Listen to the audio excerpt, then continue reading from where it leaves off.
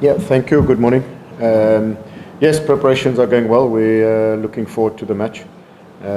We've come here with an aim to challenge to win the cup. So, to do that, you have to make the final. So tomorrow's a very important match for us.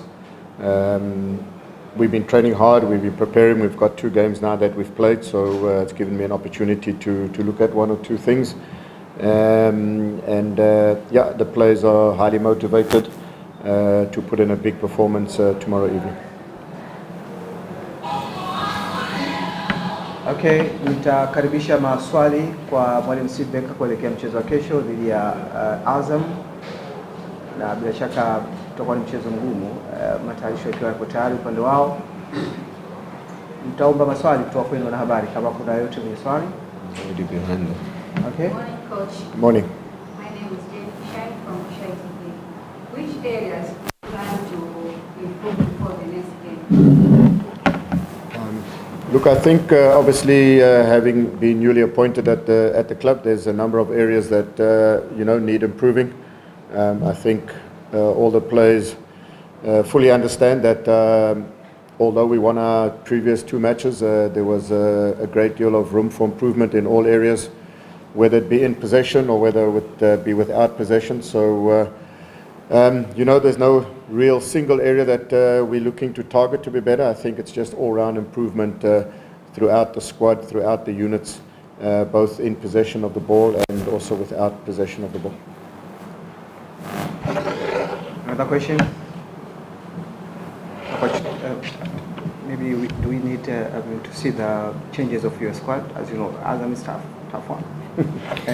Yeah, I know, we understand it's obviously a tough match. Obviously we lost to them in the league match, so they're a good team. They've got good individual players. We're very aware of that. We're slowly getting some of our players returning to the squad. If we want to make the final, we have to make sure that we prepare really well, select a team that can win the match for us. So without letting anything out, we will have a very competitive team tomorrow evening. Sawa, nadhani tumemaliza na Mwalimu Steve Barker na tutahamia kwa David Kameta kwa niaba ya wachezaji. Nawe unazungumzaje? Kesho mnacheza dhidi ya Azam. Asante asubuhi. Sisi kama wachezaji kwa upande wetu tumejiandaa vizuri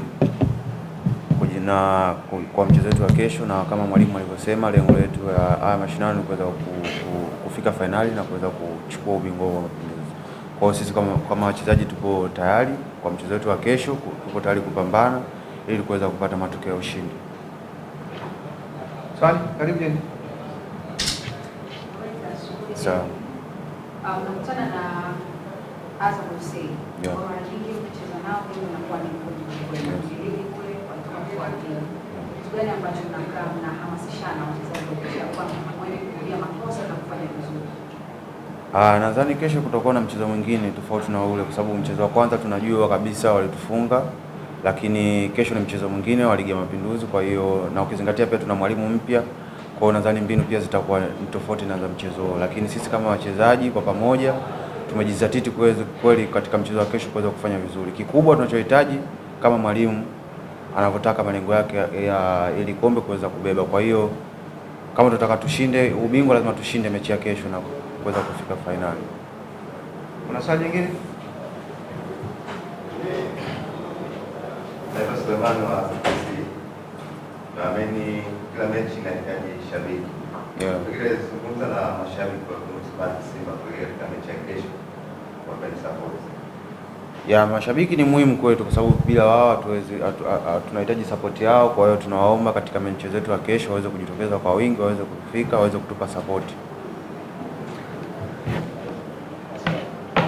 Swali? Hivi katika michuano hii tunaona mwalimu anatumia wachezaji wengi ambao mara nyingi hawapati nafasi. Yeah. Hii inakuwa ni fursa kiasi gani kwa wachezaji kuhakikisha kwamba mwamushi wao anafanya vizuri? Yeah, nadhani hii ni fursa nzuri kwa sababu pia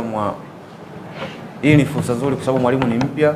Kwa hiyo ukipata chance unatakiwa uoneshe kadri ya uwezo wako ili uweze kumpatia mwalimu ile hali ya kusema kwamba huyu bwana naweza nikampa nafasi. Kwa nadhani hii ni nafasi ya wachezaji ambao walikuwa wapati nafasi kuweza kuonesha uwezo wao.